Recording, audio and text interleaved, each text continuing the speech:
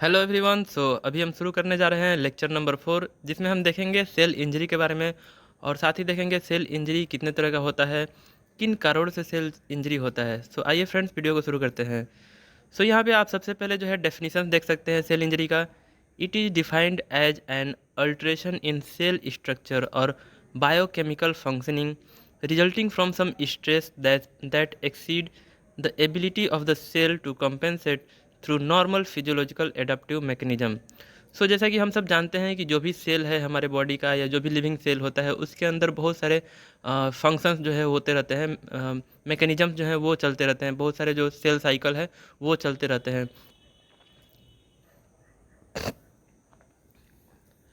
लेकिन कई बार क्या होता है कि बहुत सारे तरह के फैक्टर्स के अफेक्ट होने से जो है वो सेल साइकिल जो है वो डिस्टर्ब हो जाता है, और सेल साइकिल के डिस्टर्ब होने से जो सेल का फंक्शन है वो नॉर्मल रूप से नहीं हो पाता है, और फिर सेल जो है वो रैप्चर हो जाता है, उसमें किसी भी तरह का जो डिस्टर्बेंस आ जाता है। ठीक है, तो उसको हम क्या बोलते हैं, सेल इंजरी बोलते हैं।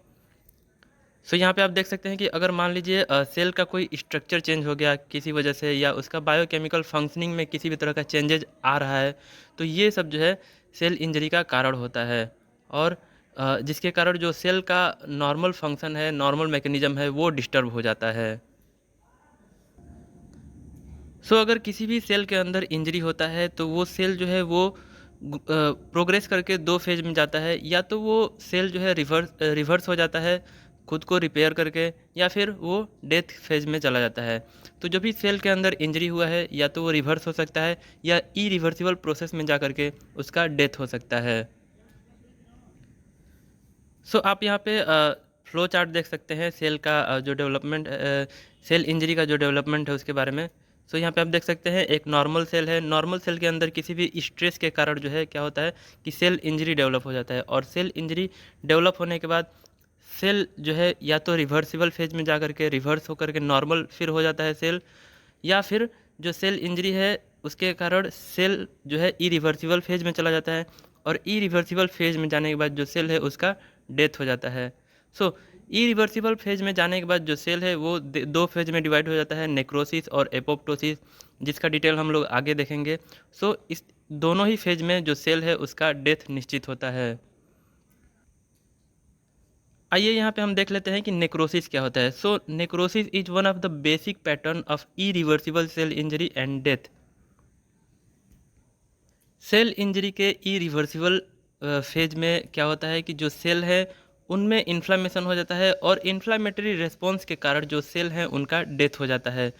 इस प्रोसेस को हम बोलते हैं नेक्रोसिस। इसके अलावा सेल का जो डेथ है वो एपोप्टोसिस प्रोसेस के थ्रू भी हो सकता है।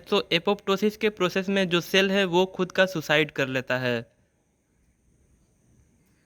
जब कोई भी इंजर्ड सेल खुद को रिपेयर नहीं कर पाता है तो उस कंडीशन में जो सेल है वो क्या करता है, सुसाइड कर लेता है। और सुसाइड कैसे करता है, उस सेल के अंदर बहुत सारा एंजाइमेटिक रिएक्शंस होता है, जिसके वजह से जो न्यूक्लियस है, न्यूक्लियस के अंदर जो डीएनए आरएनए है वो और उसके साइटोप्लाज्मिक प्रोटीन जो है वो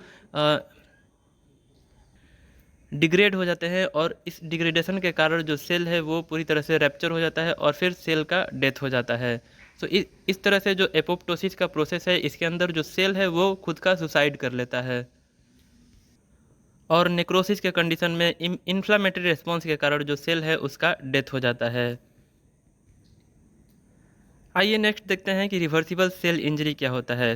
इन early stage of mild form of injury the functional and morphological changes are reversed if the damaging stimuli is removed. जैसा कि आप नाम से ही समझ सकते हैं कि रिवर्सिबल सेल इंजरी, इसका मतलब कि अगर किसी सेल के अंदर इंजरी हो रहा है किसी भी तरह का तो वो जो है रिवर्स हो जाता है, और जो इंजरी है वो क्या होता है कि धीरे धीरे हील हो जाता है, और हील होने के बाद जो इंजरी है वो ठीक हो जाता है, और फिर जो सेल है वो फिर से नॉर्मल फंक्शन करना वो शुरू कर देता है, प्रॉपर फंक्शन करना फिर से शुरू कर देता है। इरिवर्सिबल सेल इंजरी की अगर हम बात करें तो इसमें जो सेल है उसका डेथ निश्चित होता है, और इसका कारण होता है कि जो सेल है वो खुद को रिकवर नहीं कर पाता है। और जब सेल के अंदर जब इंजरी होता है और जब सेल खुद को रिकवर नहीं कर पाता है तो उस कंडीशन में जो सेल है उसका डेथ होना निश्चित होता है। etiology of the cell injury. So cell में किसी भी सेल के अंदर इंजरी होने के बहुत सारे कारण हो सकते हैं। सो यहाँ पे आप कुछ कारण देख सकते हैं, जैसे कि due to physical, chemical, infection, biological, immunological factors and nutritional cellular abnormalities के कारण जो है किसी भी सेल के अंदर इंजरी हो सकता है।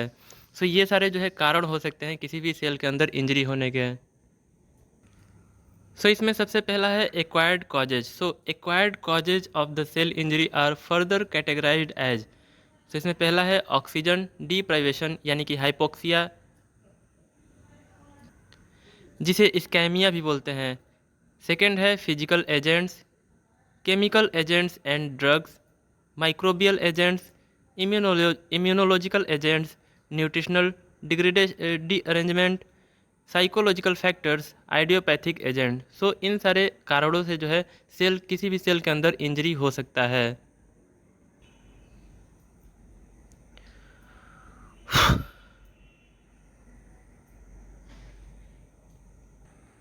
सो सेल इंजरी का सबसे पहला कारण है ऑक्सीजन डिप्राइवेशन।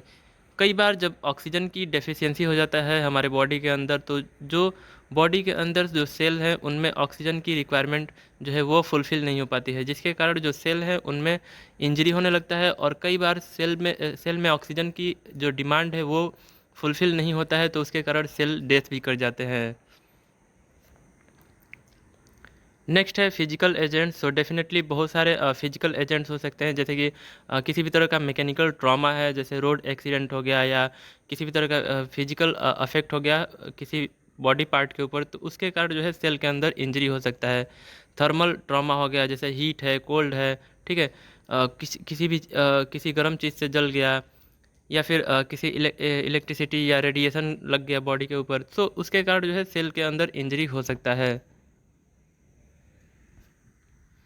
And drugs.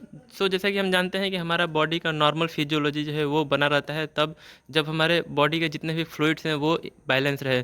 सो अगर हमारे बॉडी के अंदर इलेक्ट्रोलाइट इम्बैलेंस होता है तो वो भी कारण बन सकता है सेल इंजरी का।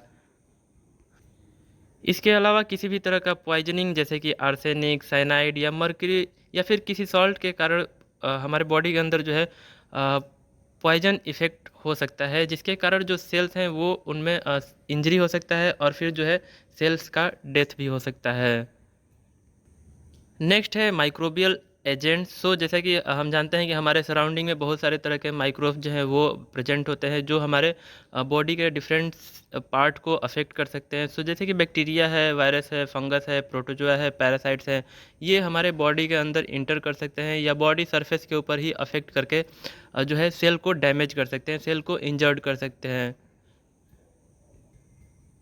नेक्स्ट है इम्यूनोलॉजिकल एजेंट्स। हो जैसा कि हम जानते हैं कि हमारे बॉडी के अंदर जो इम्यून सिस्टम है वो हमारे बॉडी का जो है डिफेंस मैकेनिज्म का काम करता है, हमारी जो बॉडी है उसको रक्षा प्रदान करता है। सो कई बार ऐसा होता है कि जो इम्यून सिस्टम है वो अपने पेरेंट बॉडी को ही समझने लगता है कि वो किसी भी तरह का एंटीजन है और उसके अगेंस्ट में एंटीबॉडी को प्रोड्यूस करना शुरू कर देता है।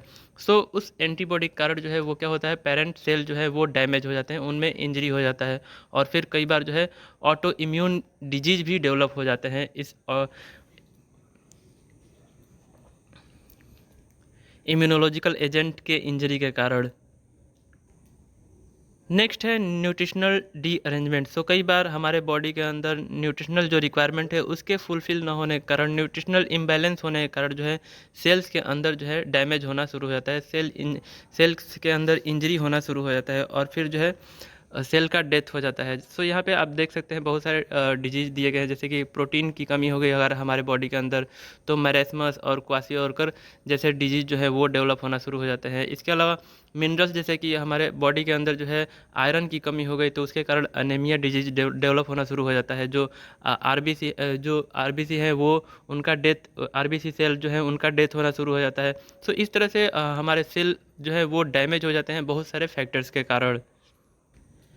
इसके अलावा बहुत सारे साइकोलॉजिकल जो फैक्टर्स हैं वो भी रिस्पॉन्सिबल होते हैं सेल्स के अंदर इंजरी होने के। सो यहाँ पे आप देख सकते हैं जैसे कि मेंटल स्ट्रेस है, स्ट्रेन है, एनेक्जाइटी है, ओवरवर्क है, तो इन सारे कारणों से फ्रस्ट्रेशन के कारण भी जो हमारे बॉडी के सेल्स हैं उनमें इन सेल का जो है डेथ हो जाता है। इसके अलावा बहुत सारे एडिक्शन जैसे कि अल्कोहल के कारण या स्मोकिंग के कारण भी हमारे बॉडी के अंदर जो सेल्स हैं वो डैमेज होते हैं, और फिर डैमेज होने के कारण कई बार जो सेल हैं वो डेथ कर जाते हैं।